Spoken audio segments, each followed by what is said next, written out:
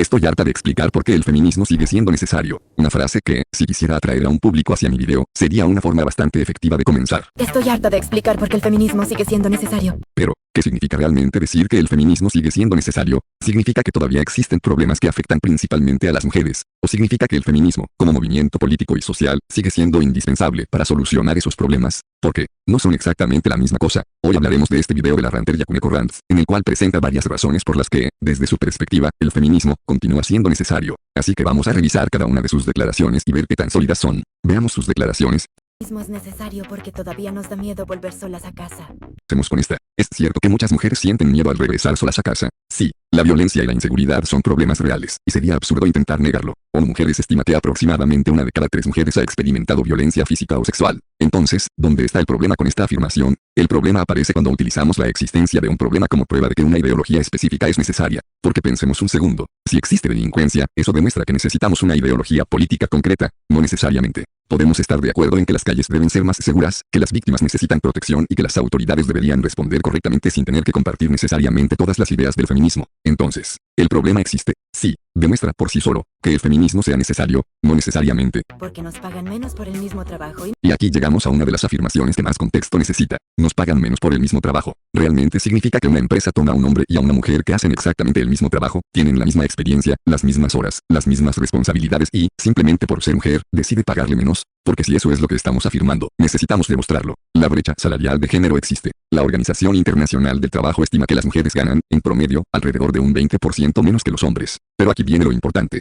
Una diferencia salarial promedio no significa automáticamente que exista una diferencia salarial entre dos personas que realizan exactamente el mismo trabajo. La propia Organización Internacional del Trabajo señala que intervienen factores como el tipo de ocupación, las horas trabajadas, la segregación laboral, las responsabilidades de cuidado, la maternidad y la discriminación. Entonces, ¿las mujeres ganan menos en promedio? Sí. ¿Eso significa automáticamente que una mujer cobra menos que un hombre por hacer exactamente el mismo trabajo? No, no es lo mismo. Exactamente. Y esto no significa que la discriminación salarial no exista. Significa que necesitamos distinguir entre una brecha salarial general y una situación específica de discriminación. nos dicen que exageramos cuando denunciamos acoso.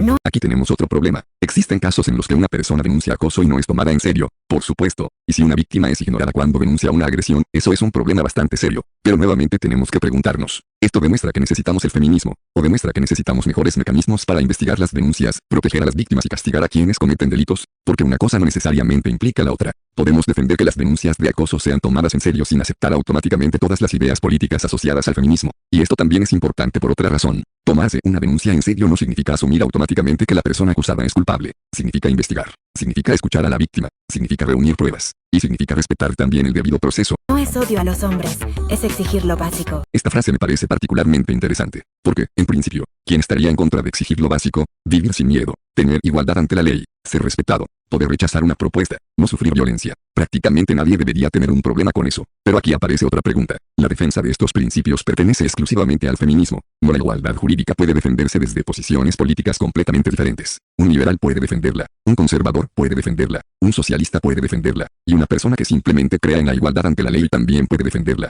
Entonces, si estamos de acuerdo con esos principios, ¿significa automáticamente que somos feministas? No necesariamente.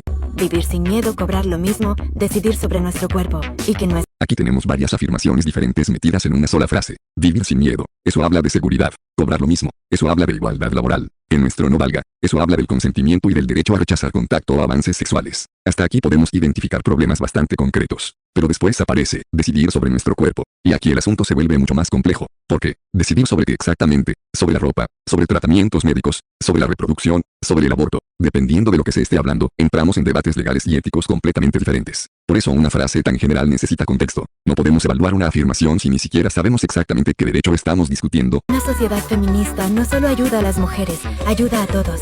Esta afirmación también tiene una parte bastante razonable. Una sociedad con menos violencia, menos discriminación y mayores oportunidades probablemente beneficiaría a muchas personas. Pero, ¿eso significa que necesariamente tiene que ser una sociedad feminista? Ahí es donde yo no estoy tan seguro. Porque si lo que queremos es una sociedad donde hombres y mujeres tengan los mismos derechos, porque necesariamente tenemos que asociar ese objetivo con una sola ideología. La igualdad no pertenece exclusivamente al feminismo, puede ser defendida desde diferentes corrientes políticas. Por lo tanto, podemos estar de acuerdo con el objetivo sin necesariamente aceptar toda la ideología que se utiliza para defenderlo. Si criamos a todos con libertad y sin machismo, todos vivimos mejor. Ahora, educar a los niños para que respeten a los demás y no reproduzcan prejuicios es algo malo. Obviamente no. Pero aquí aparece otra cuestión. ¿Qué significa exactamente machismo? Porque dependiendo de cómo definamos esa palabra, podemos estar hablando de cosas completamente diferentes. Puede significar discriminación, puede significar estereotipos, puede significar violencia, o puede utilizarse de una manera muchísimo más amplia para describir prácticamente cualquier comportamiento relacionado con los roles tradicionales de género. Y si no definimos exactamente el problema, ¿cómo podemos saber si la solución funciona? Hasta que no tengamos que explicar por qué es necesario.